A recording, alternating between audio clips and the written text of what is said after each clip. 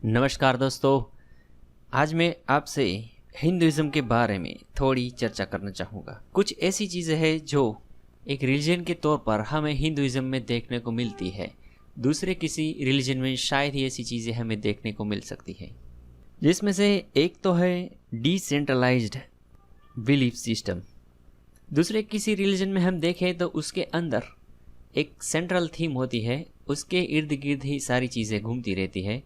जहाँ हिंदुइज्म के अंदर आप एक ईश्वर भी मान सकते हैं, बहु ईश्वरवाद भी है, साथ ही ध्यान मार्ग है, कर्म योग है, ज्ञान योग है, जैसी भक्ति योग है, जैसी बहुत सारी वेराइटीज़ हमको देखने को मिल सकती है।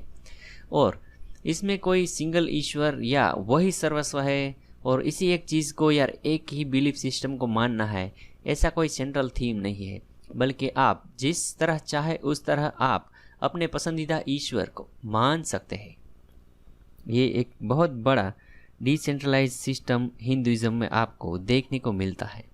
दूसरा है मल्टीपल भक्ति के प्रकार, यानी कि हर तरह की भक्ति आप यहाँ कर सकते हैं और अलग अलग क्लास ऑफ थॉट्स है।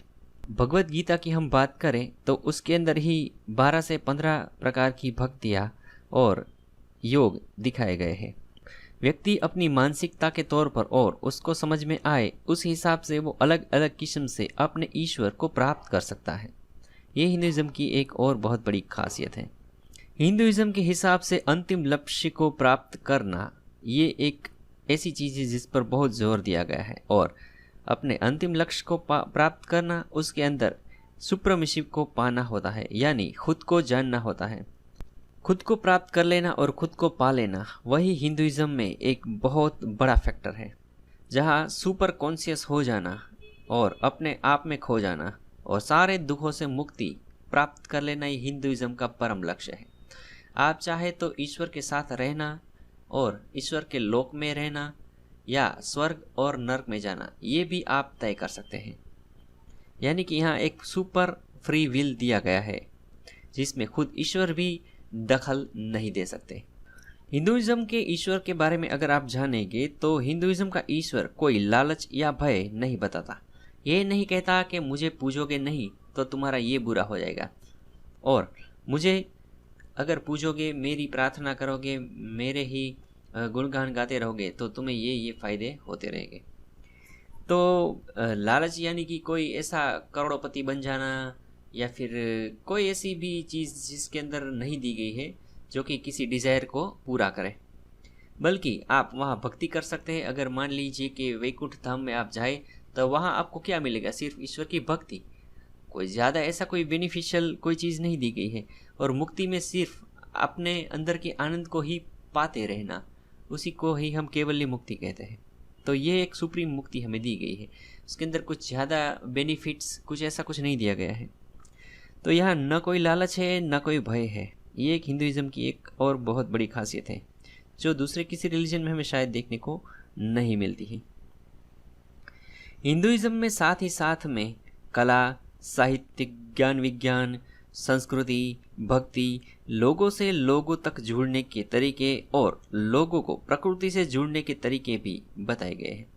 यहाँ हमें ईश्वर कुछ नहीं देता है, बल्कि हमारे साधु संत, ऋषि मुनि और वैज्ञानिक ही सब कुछ शोध करते हैं।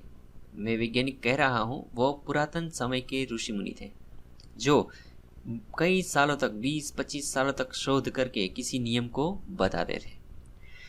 और इस हिसाब से अगर आप देखें तो कला, साहित्य भारत में भरपूर मात्रा में देखने को मिलता है, ज्ञान विज्ञान भी भरपूर मात्रा में देखने को मिलता है, एवं डाइवर्स संस्कृति यहाँ देखने को मिलती है। भक्ति करने के भी अलग अलग प्रकार और लोगों को लोगों से जोड़े रखने के लिए वार, त्योहार और अलग अलग रीति रिवाज, लग्न प्रसंग जिसमें हम इकट्ठे होते हैं, ऐसी बहुत सारी चीज़ें हमें देखने को मिल सकती है जिसके द्वारा हम लोगों को लोगों से जोड़ सकते हैं। साथ ही लोगों को प्राणियों से और पक्षियों से, साथ ही प्राकृतिक तत्वों से जोड़ने का काम हिंदू संस्कृति ने किया है। ये आप स्पष्ट तौर पर देख सकते हैं। और हमारे मंदिर वगैरह है और स्थापत्य है, कला है, वहाँ आप अलग अलग मूर्तियाँ, गीत संगीत वगैरह देख सकते हैं। तो एक वास्ट कल्चर है। साथ ही यहाँ पे कल्चर, इकोनॉमी और आध्यात्म तीनों को अलग अलग रखा गया है।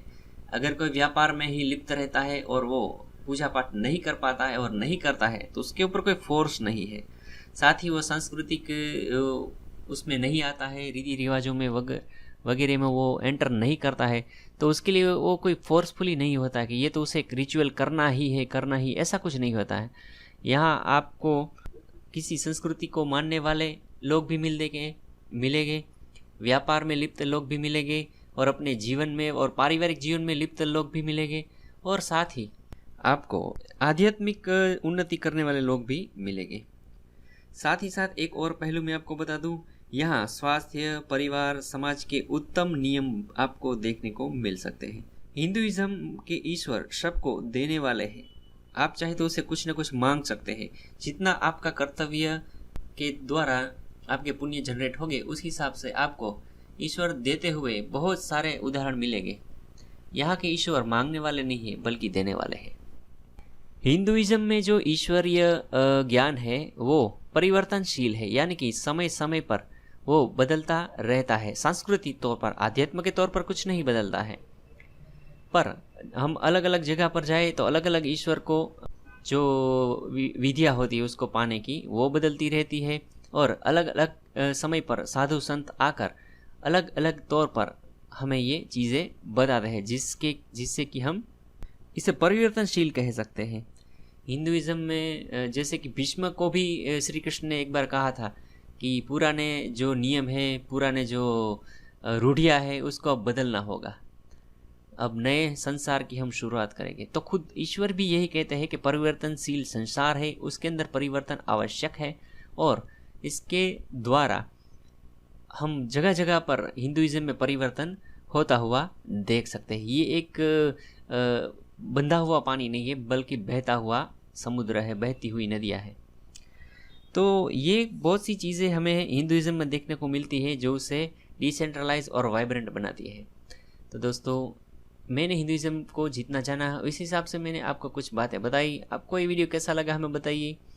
अगर ये आपको अच्छा लगा तो इसे लाइक, कमेंट, शेयर जरूर करें। Thanks for watching, see you again, bye bye.